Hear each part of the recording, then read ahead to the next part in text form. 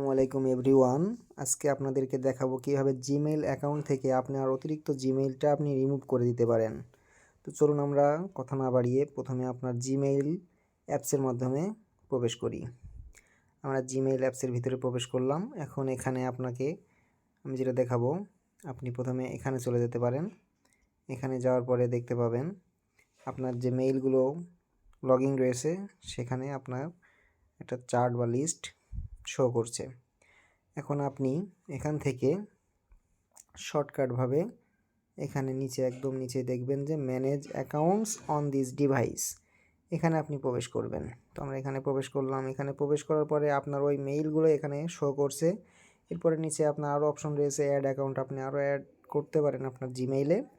তো আমি এখন এখান থেকে রিমুভ করব। আপনি কোন জিমেইলটা রিমুভ করতে চান সেটা আপনি নিচের যেই আর যে সাইভ 194 এটা রিমুভ করে দেবো। আমি এটার পরে ক্লিক করলাম।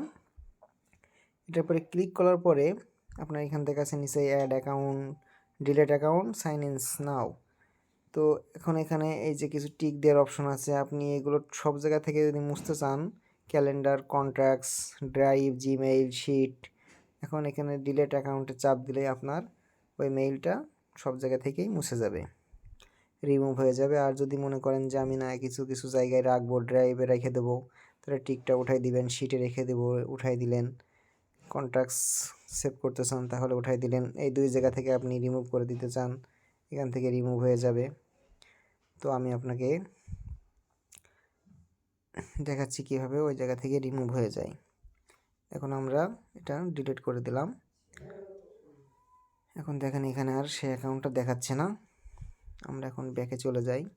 ব্যাকে যাওয়ার পরে আমাদের এই জায়গায় আর অ্যাকাউন্টটা শো করছে না, এখান থেকে রিমুভ হয়ে গেছে পার্মানেন্টলি। তো এই ছিল আজকের ভিডিও। ধন্যবাদ সবাইকে। আসসালামু আলাইকুম।